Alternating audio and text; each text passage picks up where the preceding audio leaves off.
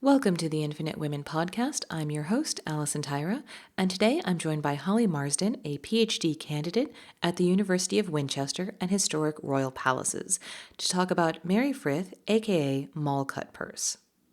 Moll or Mary was one of the most notorious characters in Jacobean London. She was born Mary Frith, and her nicknames were Moll or Moll Cupturse. And Moll's tall figure was known in the capital, and she dressed in masculine clothing, swaggering through the streets of the city. She also smoked tobacco and had a pipe everywhere with her. And she would also walk with a crew of figures who were made up of thieves and highwaymen, general deviant criminals as they were seen, and her giant mastiff Wild Brat. I please myself and care not else who loves me, her character claims in the play that was written about her, The Roaring Girl by Middleton and Decker, which I'll talk a bit more about later. So as well as just being a well-known, almost celebrity character, she was a thief, an entertainer, an actress, a fence, a broker of stolen goods, and a celebrated cross-dresser. And queer history is one of your particular areas of interest, so how does she fit into that? There's no actual mentions of offences relating to clothing in records of her arrests in 1600 and 1602. So Moll or Mary likely began dressing in masculine clothing in her 20s. And so some theories are that this was to enhance her act as an entertainer. She first became known for her comedic performances in taverns, and she would sing and dance and play her lute without a license, all while dressed in male clothing. And then she moved her whole act into tobacco shops and playhouses. The literary historian Gustav Ungerer suggested that her cross-dressing was a device of her criminality. So pickpockets often operated in busy places in London, I suppose, like today. And some of those were playhouses. And so Mary would, in her male attire, perform a song or a jig while smoking a pipe, and would have been a real distraction while her accomplices took advantage of the crowd. And she was actually repeatedly arrested for cross-dressing and had to perform public penance at St Paul's Cross in 1612. She was also imprisoned in Newgate Prison. So it's not known whether her cross-dressing was purely sartorial, allowing her to forge a different way of surviving as a woman in poor Jacobean London, or whether it was an expression of gender identity. But nevertheless, her punishments, notoriety, and cultural references highlight an early modern relationship between cross-dressing and deviance, kind of reflecting how otherness often equaled criminality. So some scholars also argue that objects such as a pipe and a sword, as wielded by Frith across the London streets, acted almost as a male sexual apparatus. So if we think about Roman Dr. Garland's four humours theory, which was still followed in the 17th century, it said that gender was malleable, even after birth, if the humours were balanced correctly. So people who believed this theory could suggest that Frith smoking would dry the wet female attributes in her body, and smoking was seen as a way to change physical sex sometimes.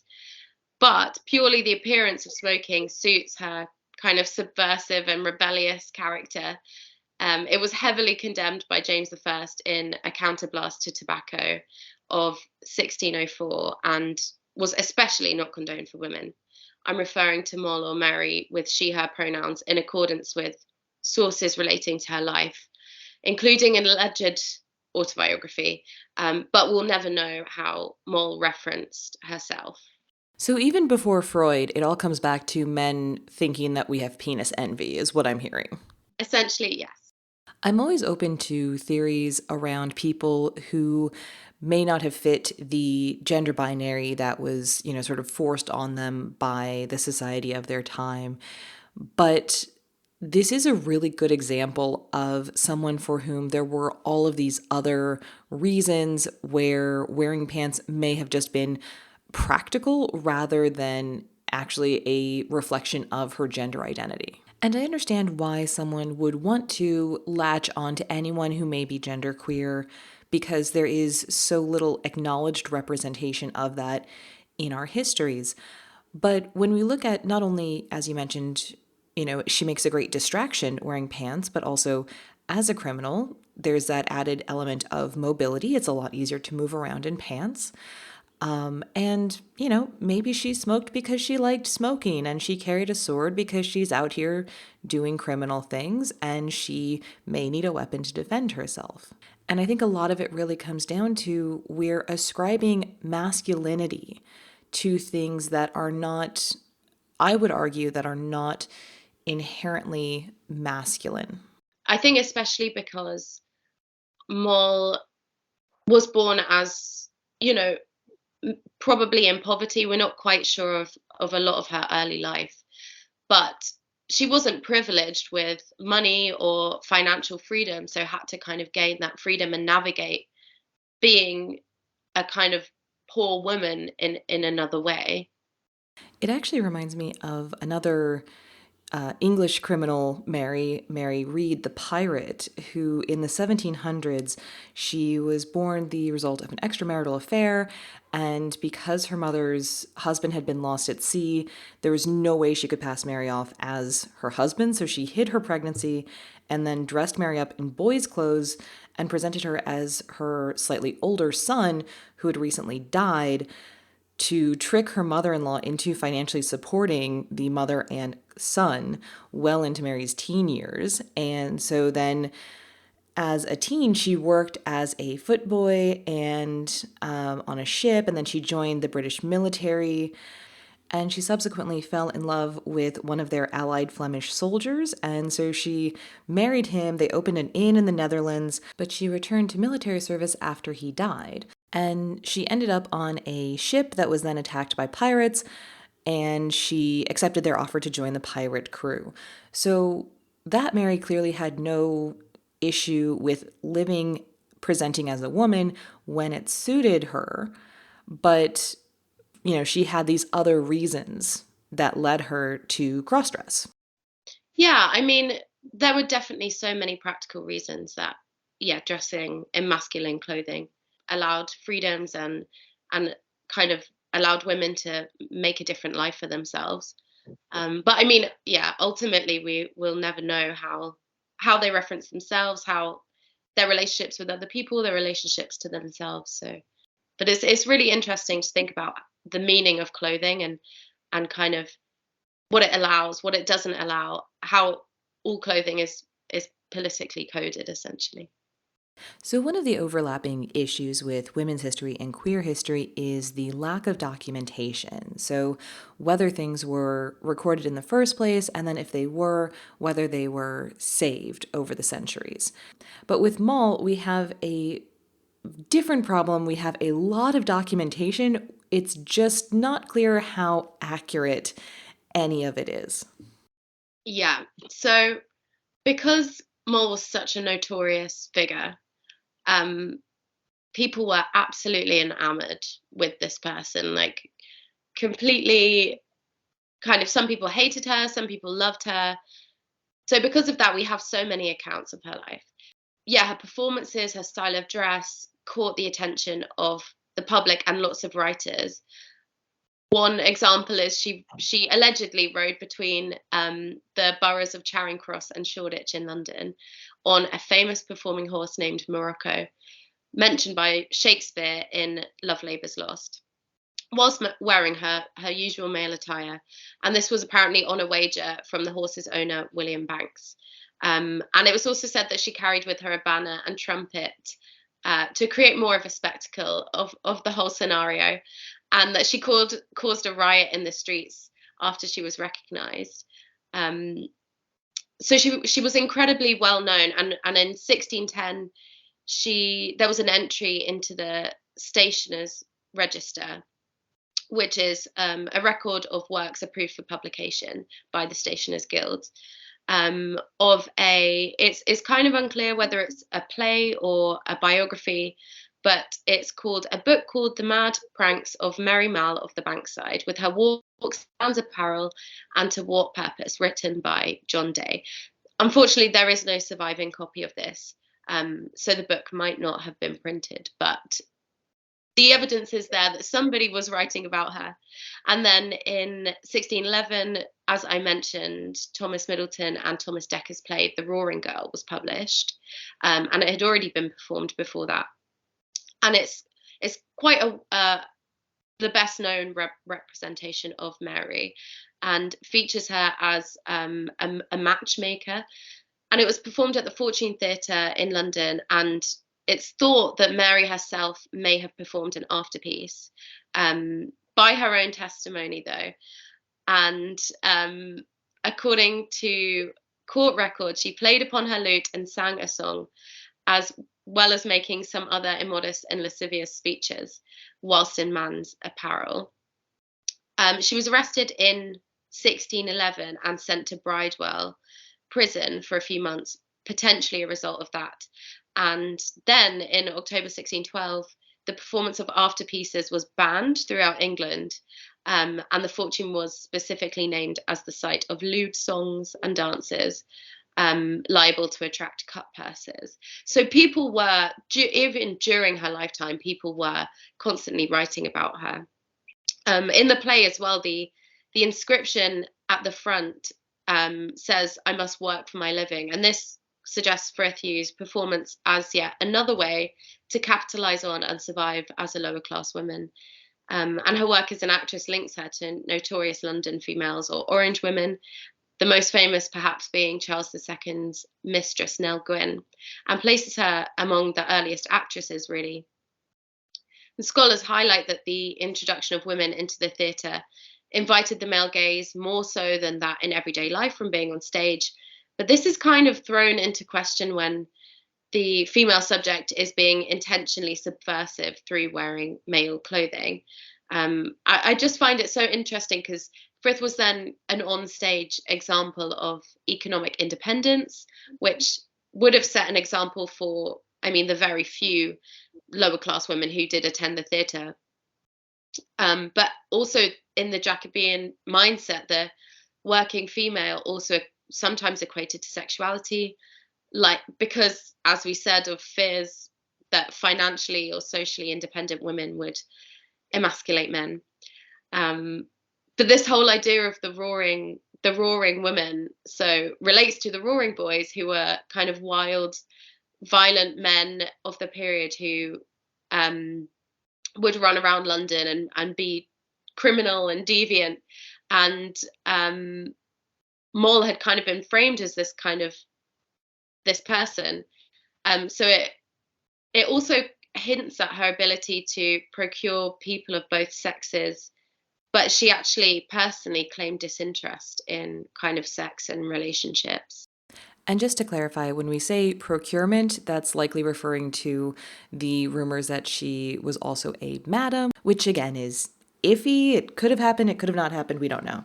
But the latter part is particularly interesting to me as an asexual person because it's a lot easier to prove that someone may have been queer in an allosexual way. So men interested in men, women interested in women, etc.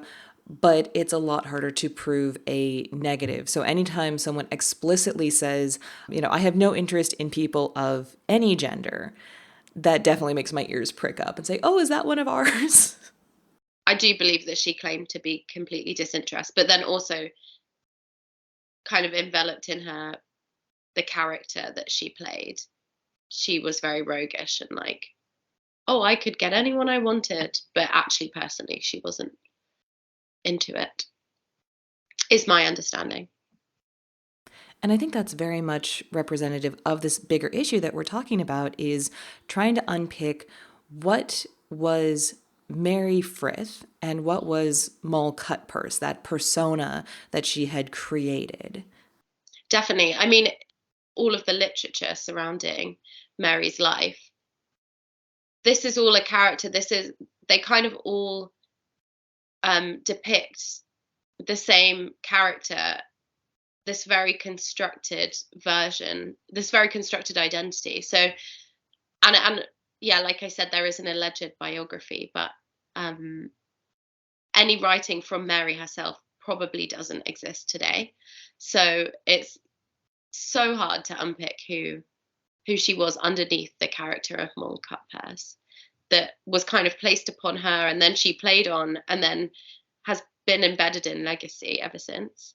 Dramatists really enforced this character. So Nathan Field wrote her as a guest character in his comedy Amends for Ladies, and this was performed at the Blackfriars Theatre by the companies The Prince Charles's Men and The Children of the Queen's Rebels in 1611. So she was even, the character of Moll was even a guest character in another work. And it's also thought that Shakespeare himself alluded to her in Twelfth Night through referencing Mal's picture and the character of Maria, who introduces herself as Mary. And this was first performed at the court of James I at Hampton Court's Great Hall. But yeah, and initially, so much of the historical material relating to her life, there is so much there, but it is fragmented and prejudiced and very embellished. So yeah, especially after her death, she died in 1659 of dropsy, and more biographies were written. So she just became kind of this legend, really. It's also worth pointing out that, generally speaking, first person accounts, where it's letters or a diary, where someone is telling their own story, are considered sort of the best, like the strongest source. But again, in this situation, because she did lean heavily into this personal branding, this persona, I have to assume that if she had written even an autobiography that was meant for public consumption, she probably would have not stuck to the truth. She probably would have embellished or even outright lied to make it as sellable as possible, because she knew that sensationalism was what made her popular.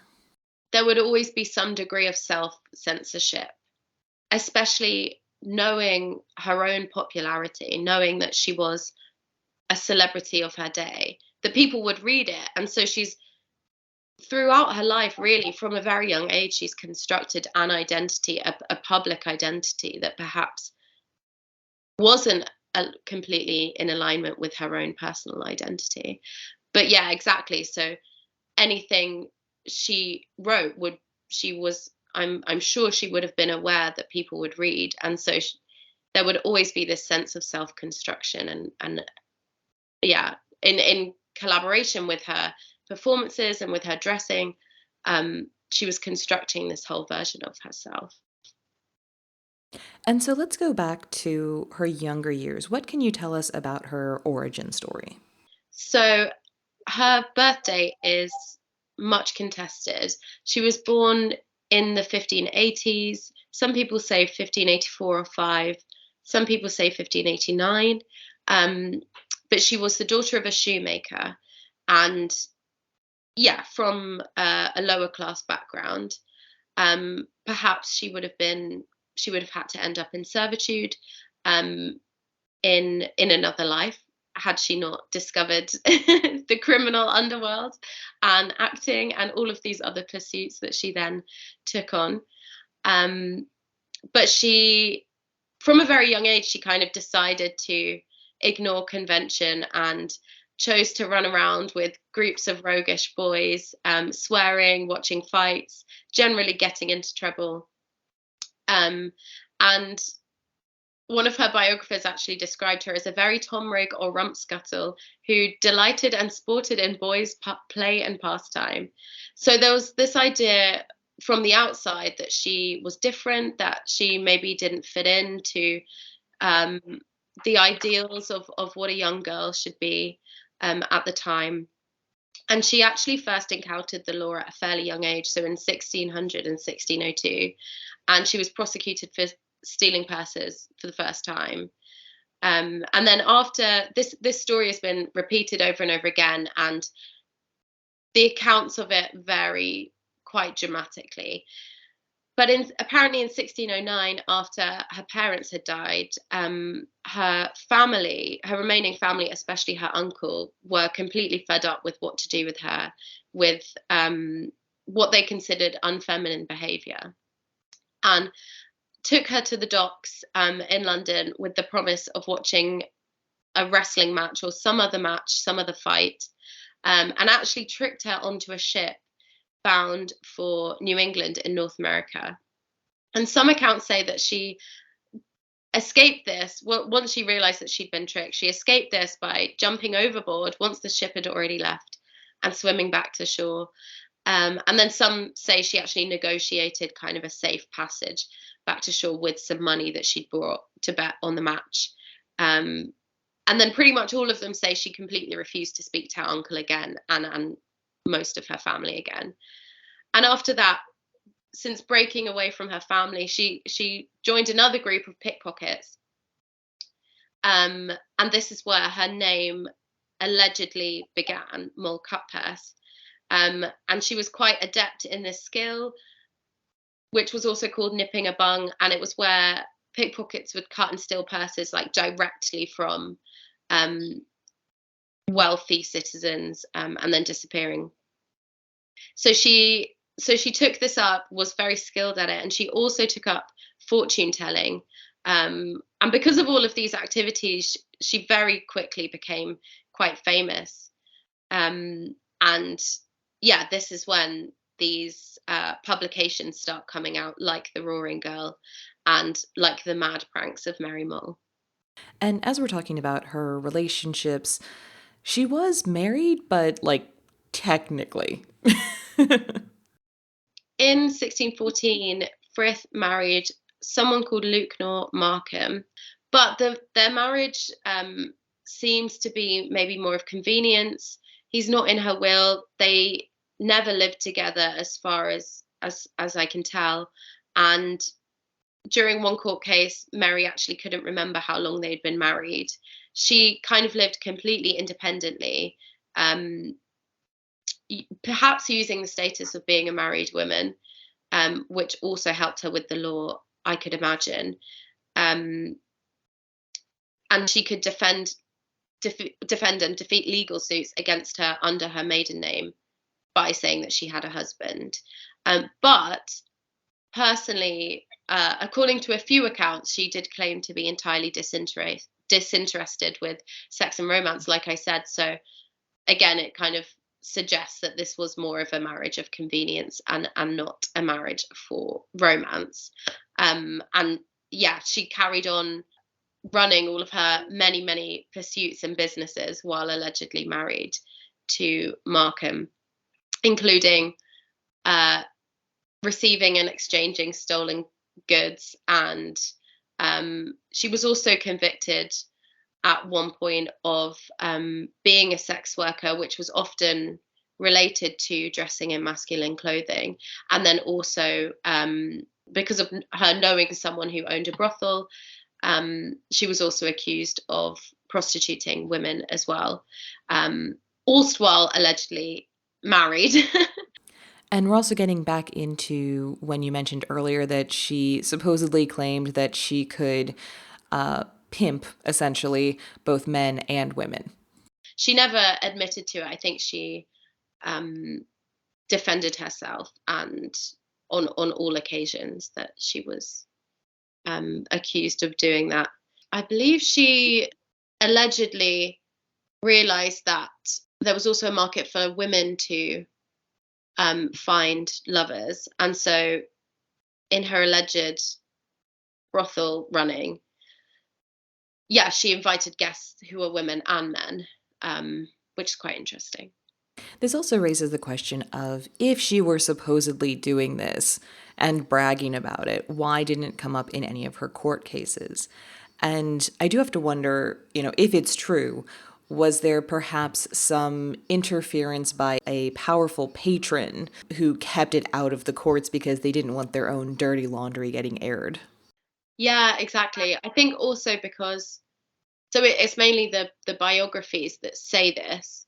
And I think also because of the general relationship at the time between dressing in male clothing and sex work, women who dressed in male clothing sometimes were automatically assumed as being involved. So that may be another reason why it was just kind of automatically assumed.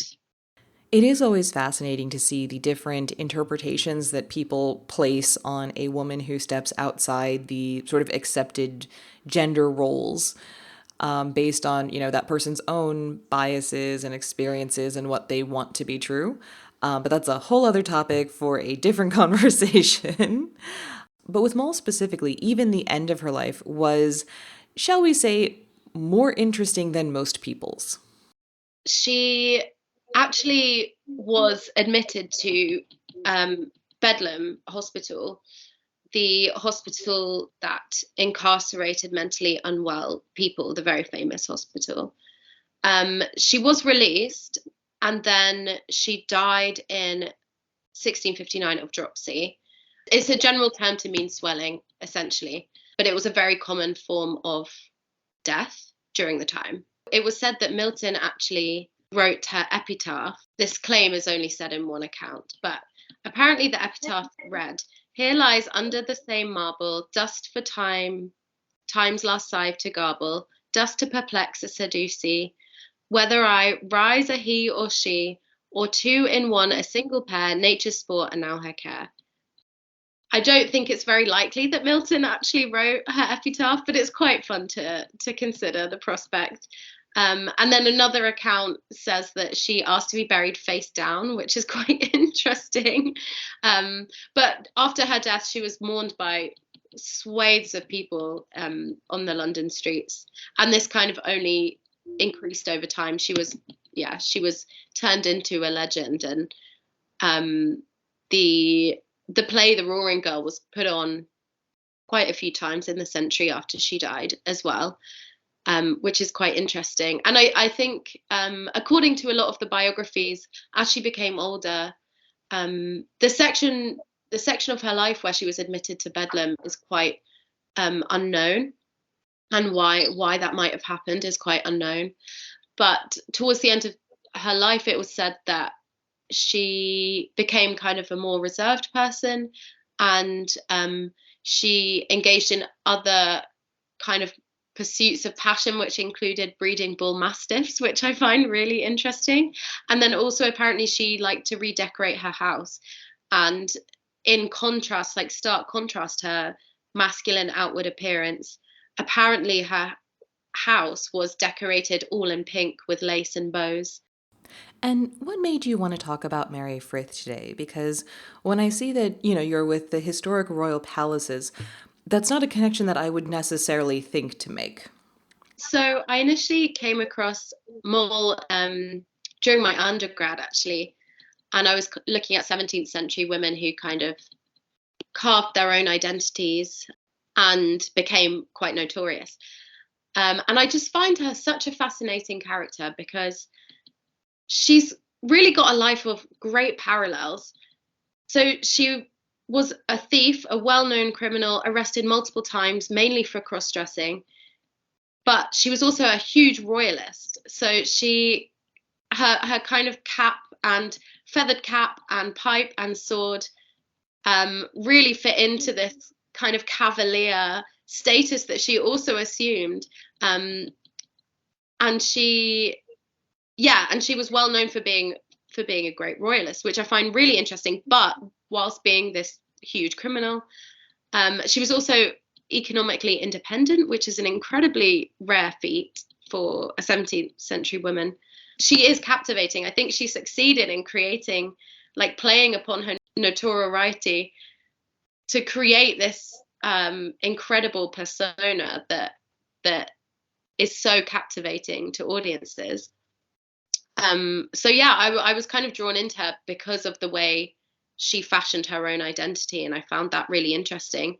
But then actually now, so my PhD is with historic royal palaces, as you said, and there's so many instances where she's in relation to the court. So as I said, some of the plays were performed at the court themselves.